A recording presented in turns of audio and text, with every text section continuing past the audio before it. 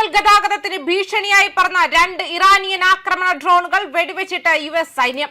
പശ്ചിമേഷ്യയിൽ വീണ്ടും സംഘർഷം രൂക്ഷമാകുന്നതിനിടെ ഇരു രാജ്യങ്ങളും തമ്മിലുള്ള ഏറ്റവും പുതിയ ഏറ്റുമുട്ടലിന്റെ വിവരങ്ങളാണ് പുറത്തുവരുന്നത്.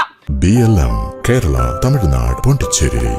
യുദ്ധം എങ്ങനെ അവസാനിപ്പിക്കാമെന്നതിനെ കുറിച്ച് വാഷിംഗ്ടണും ടെഹ്റാനും ആഴ്ചകളോളം പരോക്ഷ ചർച്ചകളിൽ ഏർപ്പെട്ടിരിക്കെയാണ് ശനിയാഴ്ച US സഖ്യകക്ഷികളായ ബഹ്റൈനിലും കുവൈറ്റിലും ഇറാനിയൻ മിസൈലുകൾ തൊടുത്തുവിട്ടതുൾപ്പെടെയുള്ള പ്രത്യാക്രമണങ്ങൾ നടന്നത്. ഇറാനിയൻ ആക്രമണത്തിനെതിരെ പ്രതിരോധം തുടരാൻ അമേരിക്കൻ സൈന്യം സജ്ജമാണെന്നും സൈനിക കമാൻഡ് കൂട്ടിച്ചേർത്തു. പശ്ചിമേഷ്യയിലെ തന്ത്രപ്രധാനമായ കപ്പൽ ഇടനാഴികളിൽ US ഇറാനിയൻ സേനകൾ തമ്മിലുള്ള സൈനിക ഏറ്റുമുട്ടലുകളുടെ വിശാലമായ ഒരു ഭാഗമാണ് ഈ ഡ്രോൺ തടസ്സപ്പെടുത്തൽ. നിലവിലുള്ള വെടിനിർത്തലിന്റെ അങ്ങേയറ്റത്തെ ദുർബലത തുറന്നുകാട്ടുകയും വിശാലമായ പ്രാദേശിക സംഘർഷത്തെക്കുറിച്ച് അന്താരാഷ്ട്ര ആശങ്ക ഉയർത്തുകയും ചെയ്യുന്നു. ശനിയാഴ്ച പുലർച്ചെ നിർണായകമായ ഹോർമുസ് കടലിടുക്കിലെ ഗൊറുക്കിലും കേഷ്ടം ദ്വീപിലും സ്ഥിതി ചെയ്യുന്ന ഇറാനിയൻ തീരദേശ റഡാർ ഇൻസ്റ്റാളേഷനുകൾക്ക് നേരെ US സൈന്യം ലക്ഷ്യമിട്ടുള്ള ആക്രമണങ്ങൾ നടത്തിയതോടെയാണ് സംഘർഷത്തിന്റെ അടിയന്തര ചക്രം ആരംഭിച്ചത്.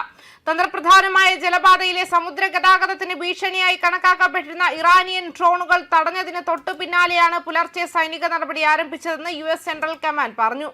ആ റഡാർ ആക്രമണങ്ങൾക്ക് നേരിട്ടുള്ള പ്രതികാരമായി ഇറാൻ കുവൈറ്റിലും ബഹ്റൈനിലും സ്ഥിതി ചെയ്യുന്ന US സൈനിക കേന്ദ്രങ്ങൾ ലക്ഷ്യമാക്കി മിസൈലുകളുടെ ഒരു ആക്രമണം നടത്തി. പ്രതിരോധ സാഹചര്യത്തെക്കുറിച്ച് അഭിപ്രായപ്പെട്ട കുവൈറ്റ് അധികൃതർ 7 ബാലിസ്റ്റിക് മിസൈലുകൾ ജനവാസ മേഖലകൾക്ക് മുകളിലൂടെ കടന്നുപോയതായും ഘടനാപരമായ കേടുപാടുകൾ സംഭവിച്ചതായും എന്നാൽ ആളപായമൊന്നും ഉണ്ടായില്ലെന്നും സ്ഥിരീകരിച്ചു.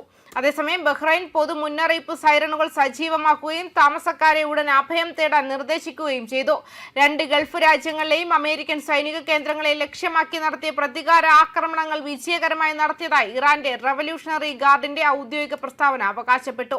എന്നിരുന്നാലും 6 മിസൈലുകൾ പ്രാദേശിക വ്യോമ പ്രതിരോധം തടഞ്ഞുവെന്നും മറ്റൊന്ന് ഉദ്ദേശിച്ച ലക്ഷ്യത്തിലെത്താൻ കഴിഞ്ഞില്ലെന്നുമാണ് US സൈന്യം ആ വിലയിരുത്തലിനെ എതിർത്തത്. ഈ തീവ്രമായ ചലനാത്മകത കൈമാറ്റങ്ങൾക്കിടയിലും സമാന്തര നയതന്ത്ര ചാനലുകൾ പ്രവർത്തനക്ഷമമായി തുടരാൻ കഴിഞ്ഞു. ഇരു വിഭാഗങ്ങളും തമ്മിലുള്ള വ്യത്യാസങ്ങൾ പരിഹരിക്കുന്നതിനുള്ള സജീവമായ നയതന്ത്ര ശ്രമങ്ങൾ പാകിസ്ഥാൻ തുടരുകയാണ്. ഈ മധ്യസ്ഥ ശ്രമത്തിന്റെ ഭാഗമായി പാകിസ്ഥാൻ ആഭ്യന്തരമന്ത്രി മൊഹസിൻ നഖ്വി ശനിയാഴ്ച ടെഹ്റാനിലെത്തിയിരുന്നു.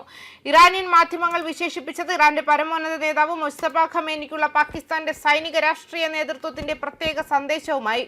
മരവിച്ച സാമ്പത്തിക വരുമാനം, എണ്ണ കയറ്റുമതിയെയും സമുദ്ര തുറമുഖങ്ങളെയും സാരമായി ബാധിക്കുന്ന അന്താരാഷ്ട്ര ഉപരോധങ്ങളിൽ നിന്നുള്ള സമഗ്രമായ ആശ്വാസം, ഹോർമുസ് കടലിടുക്ക് വഴിയുള്ള ഷിപ്പിംഗിൽ ആത്യന്തിക സ്വാധീനം എന്നിവയിലേക്കുള്ള ടെഹ്റാൻ ശ്രമം തുടരുന്നതിൽ വിശാലമായ നയതന്ത്ര ചർച്ചകൾ ഗണ്യമായി മന്ദഗതിയിലായതായ റിപ്പോർട്ടുകൾക്കിടയിലാണ് ഈ ഉന്നതതല രാഷ്ട്രീയ ഇടപെടൽ.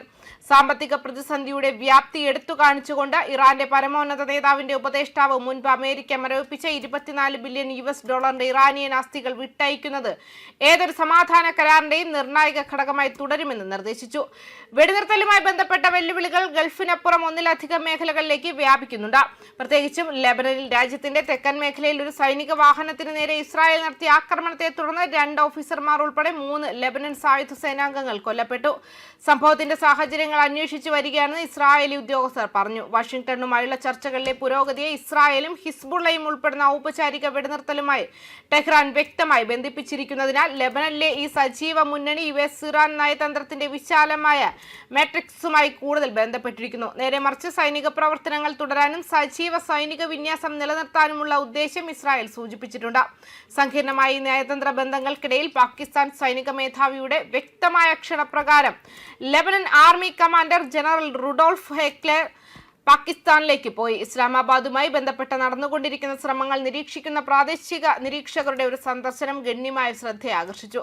ഗൾഫിലും ലെബനനിലും തുടരുന്ന സംഘർഷങ്ങൾ അസ്ഥിരമായ വെടിനിർത്തലിനെ വിശാലവും കൂടുതൽ നിലനിൽക്കുന്നതുമായ സമാധാന കരാറാക്കി മാറ്റാൻ ശ്രമിക്കുന്ന അന്താരാഷ്ട്ര ചർച്ചകൾ നിലവിൽ നേരിടുന്ന വലിയ തടസ്സങ്ങളെ എടുത്തു കാണിക്കുന്നുണ്ടെന്ന് വ്യക്തമാക്കിയിട്ടുണ്ട്. ന്യൂസ് ഡെസ്ക് കർമ്മ ന്യൂസ്.